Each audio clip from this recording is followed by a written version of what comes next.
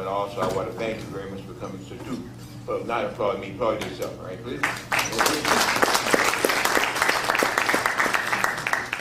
For those of you, how many of you have never heard of me before at all? Okay, I mean, oh, one. Okay, you just came on a whim and a chance, huh? Okay. Well, for the rest of you who have, tonight's subject I want to deal with is one that's a little bit different. It looks again at Egypt, at Africa, and the names of the continents and some of the things that are going on. But before we get into that, I want to say, to stay contemporary, most of us now realize that something on this planet is happening that is a little bit different. And the difference is that time is speeding up. How many of you have noticed that time seems to be speeding up in your life? Then you understand that you're now on board, that your vibrations are in sync, and as the planet is changing, you are changing. Let me say now, you're going to see a lot of death in the next 2 years. And it's not a good, nice thing to say to you. Somebody will know somebody or somebody that they know that will not be here by 2011. Death is going to come very swiftly, and it's going to come in abundance. But understand one thing. Death does not exist for the soul.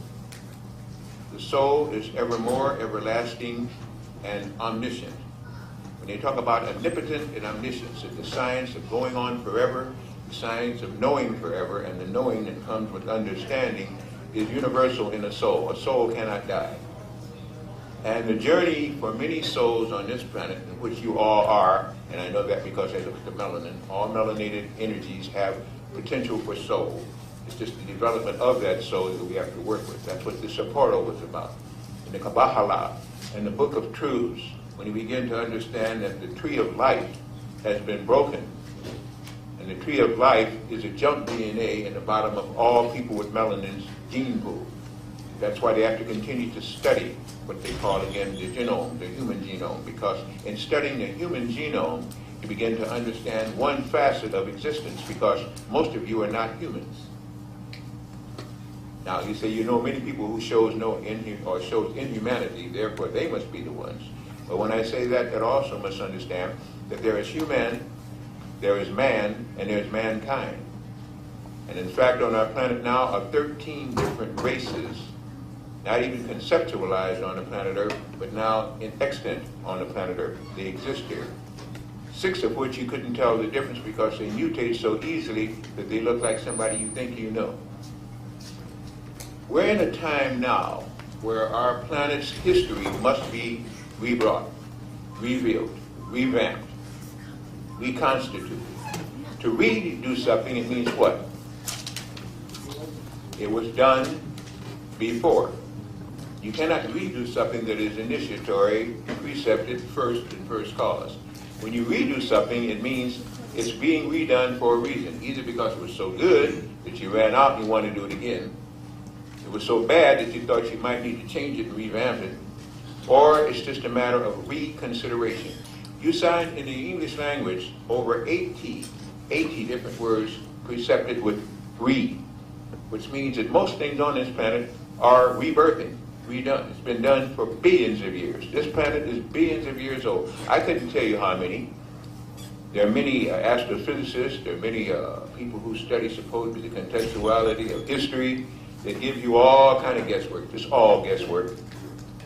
Just like they tell you it's 93 million miles to the sun. How do they know? Have you ever been in the sun? Have you lived on it and talked to the people there? Some of you have. Some of you are sun-born because the sun is under the planet. We have been so misused, misguided, misunderstood for so long that miseducation is the way of life. But now I'd like to change all the misses and Ms. to Misters and paternal. The idea is that we are one in consciousness, in conceptuality, and in causation. We are one. And when you think out of the one, that's when you age. When you think out of the one, that's when you die. When you think out of the one, that's when you experience many things and come to find out, wow, it's unbelievable. Because our life on this planet is unbelievable. This is an unbelievable planet. There's nothing but a zoo, a kept area, a place to drop off on the edge of the Milky Way galaxy, and we're now moving because of the way that they've mistreated this beautiful planet called Earth. which has many other names, by the way, terrestris, uxine, what's another one they had there? Let's see. I forgot it. The one I just learned recently too. But terrestris seems to be the more common name used by other individuals in our solar system and otherwise, terrestris. That's why you get the word terrest and terrestrial. And on this planet you have extraterrestrials, terrestrials, and intraterrestrials. We have 3 different life forms on this planet. We know very little of the extraterrestrial, very little of the intraterrestrial, and now we're just beginning to understand better on terrestrials because we've got supposedly 5 now: brown, yellow, black, white. What's the other one? Oh, red? You can.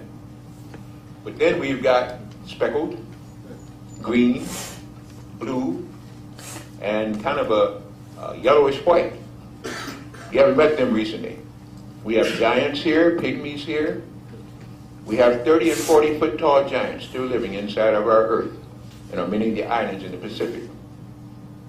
This is when the story of giants, I have pictures in another lecture I give on the giants in, on, and around the Earth. We have so much that was never taught to us because the people that educated us were miseducated themselves, and then those that were used to guide and take care of us never told us the truth because they didn't know who they were guiding and miscarrying were their gods. Therefore, you are gods sitting in these chairs looking for a God outside. You're a God going to sleep in your body each night looking for a God to come and help you. And so when we study the ancient gods, understand you are the incarnate virtue of those ancient gods, and you look in books and treatises to find yourself and never find it. This is why there's so many arguments in so many religions, because everyone is looking for their God, and their God is them. You are your God. Now this has nothing to do with the Creator. Notice how I change this now. I do not use the word God to mean first cause and causation and primal. I use the word God to be any advanced scientist or any advanced race or any advanced person is showing me things that I can't understand.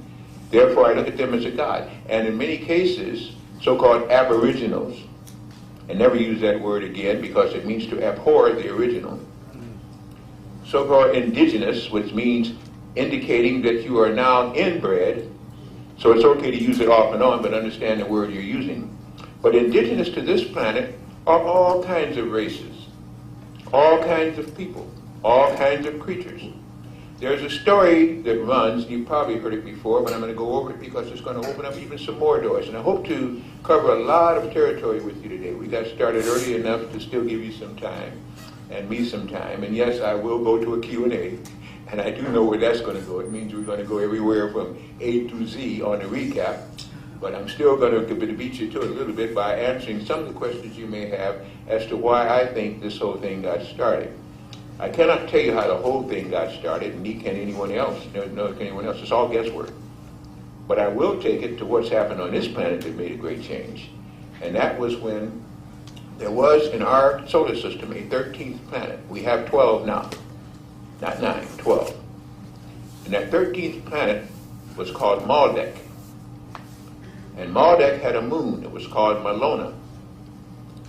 And there were races of people that lived on Malona. And there are races of people that live on Maldek. Any planet with the so-called moon has had either some intraverse life, meaning it came with that life, or some life that came to live on it. Because in many cases, seafarers, oceanfarers, and spacefarers, travelers there, will stop on the moon of a planet before they get to the planet because of either gravitational pull or other anomalies that surround the electromagnetic field of all planets. Those electromagnetic fields are called vortices. Let me say, as we're going to talk about Marduk and Malona, something else again. We have a problem here on Earth with what they call fuel, fossil fuel.